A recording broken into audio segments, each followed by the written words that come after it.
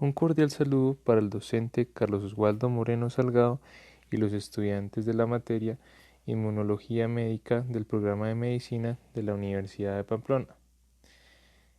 El presente trabajo fue elaborado por Sulimaritza Muñoz Guerrero, Juan Diego Caicedo Chacón y Daniel Santiago Gómez Pérez. Se va a hablar acerca de la presentación antigénica. Células presentadoras de antígenos. La captura, procesamiento y presentación de antígenos es la base de la respuesta inmune adquirida. Las células que cumplen este proceso se conocen como células profesionales presentadoras de antígenos, APCs, y son las células dendríticas, macrófagos y linfocitos B. Estas tres células emplean mecanismos diferentes. Células dendríticas. Las células dendríticas fueron descubiertas por Steinman en 1973. Es una célula fundamental en el desarrollo de la inmunidad adquirida, por ser la más potente como presentadora de antígenos a los linfocitos T. Origen de las células dendríticas. Ellas derivan directamente de la célula madre de la médula, salen al torrente circulatorio y van a colonizar casi todos los tejidos, colonización que es controlada por diferentes quimiosinas y sus respectivos receptores.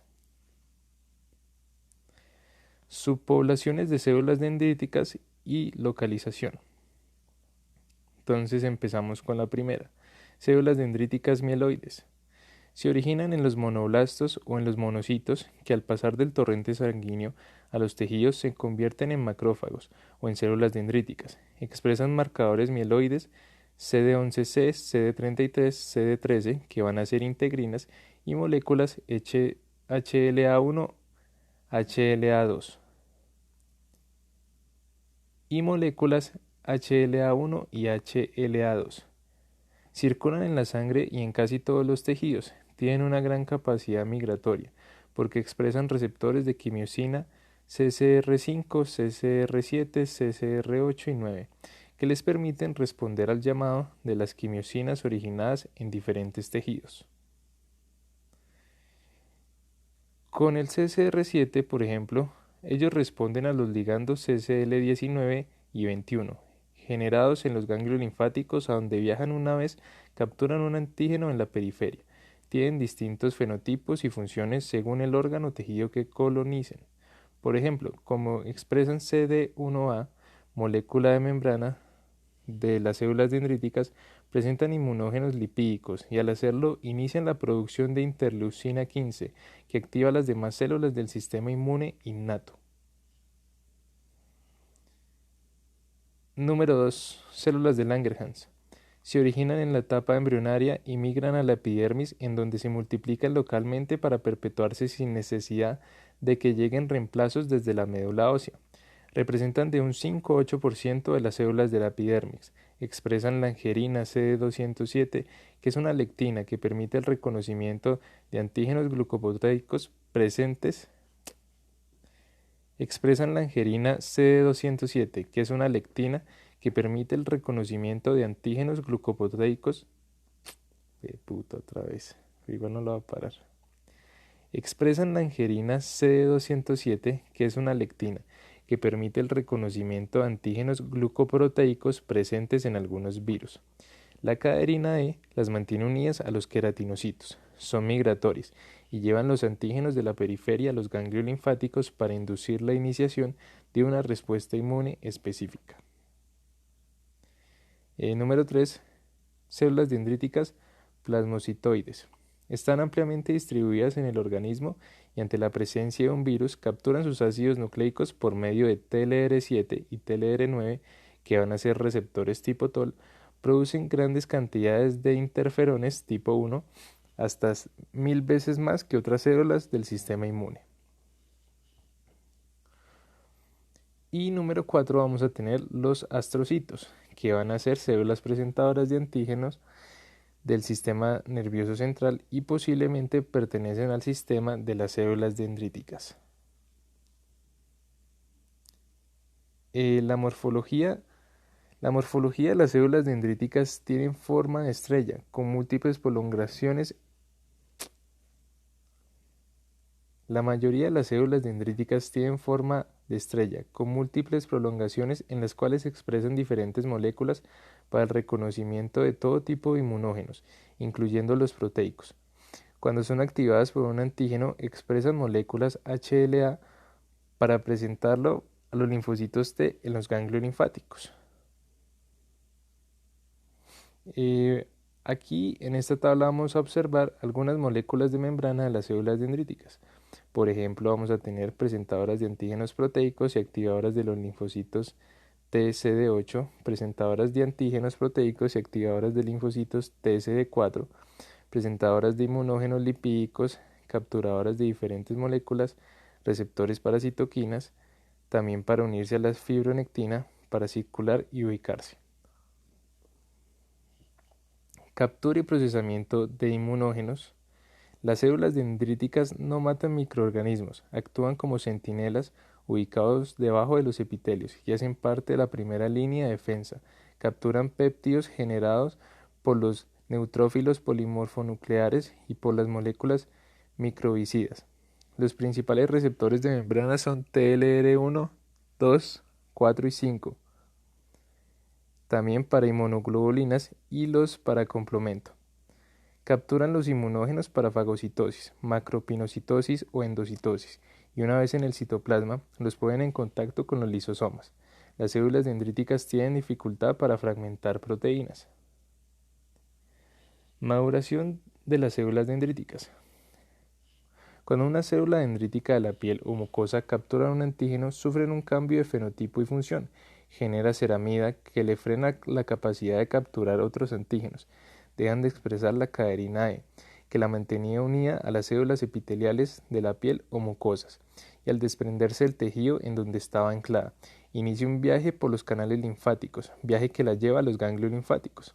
Para poder viajar a los ganglios, las células dendríticas adquieren en su membrana el CCR7 con el que responden al llamado de las CCL19 y 21, producidas en las zonas T de los ganglios linfáticos. Simultáneamente incrementa la expresión de moléculas HLA.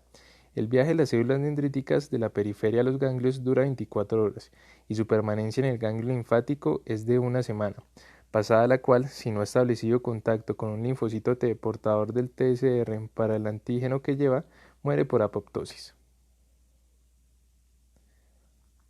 La célula dendrítica, al llegar al ganglio con información de lo que capturó en la periferia, establece contacto con los linfocitos TCD4 vírgenes que han ingresado al ganglio con la esperanza de que una célula dendrítica les lleve el antígeno para el cual su TCR ha sido generado genéticamente y que es específico.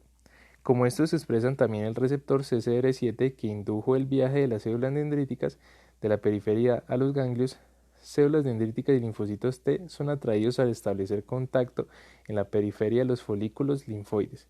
Si el encuentro es exitoso, es decir, el TCR del linfocito T reconoce como suyo el antígeno que le presenta la célula dendrítica, lo captura y al hacerlo es activado y se convierte en una célula muy eficiente inmunológicamente. La célula dendrítica no se limita a presentar el antígeno, sino que además instruye al linfocito T sobre el tipo de respuesta que deben preparar. Entonces, como vamos a ver acá en la figura, entonces observamos una célula dendrítica, observamos cuando se le une el patógeno, después van a tener receptores que van a hacer que ingresen al ganglio linfático y puedan interactuar con los linfocitos T. Otras funciones de las células dendríticas van a ser activar todas las células de la inmunidad innata, generan en el timo la tolerancia a los antígenos propios, induciendo la apoptosis de los linfocitos T autorreactivos. También en la periferia activan a los linfocitos T para frenar los linfocitos T con capacidad de atacar lo propio, que hayan podido escapar del timo. Ahora vamos a hablar de los macrófagos.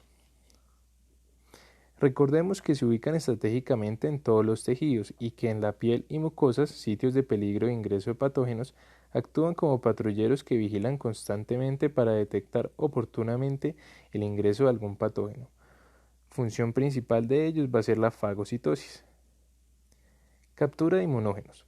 Lo hacen por medio de diferentes PRR receptores de reconocimiento de patrones como TLRS, lectinas, receptores para IgS y receptores para factores del complemento. Estos dos últimos receptores les facilitan capturar los microbios. Estos dos últimos receptores les facilitan capturar los microbios que han sido opsonizados, es decir, a los que se les ha unido ACS o factores del complemento, como observamos en la figura. Procesamiento. El fagosoma formado por el microorganismo fagocitado se fusiona con lisosomas que vierten su arsenal bactericida para destruir al agresor por medio de las proteasas lisosomales, camptepsinas D, L y S, que son endoproteasas, y realizan uniones químicas internas. Otras, A, B y H, que son exoproteasas, hidrolizan uno o dos aminoácidos, bien sea del extremo amino terminal como del carboxílico. Estas enzimas son activadas por la simultánea modificación del pH del fagosoma, que baja de 4 o 4.4. Los macrófagos procesan tanto proteínas de origen interno, fruto de infecciones virales o de estrés de la célula, como externas extraídas de los microbios que son fagocitados. De estos últimos seleccionan los péptidos más inmunogénicos para acoplarlos a moléculas HLA2 que, generadas en el retículo endoplasmático, han sido transportadas a los endosomas. El complejo péptido molécula HLA2 es transportado a la membrana de la célula para su presentación a los linfocitos T. Entonces, como observamos en la figura, en el centro vamos a observar un macrófago rodeado de muchos linfocitos T.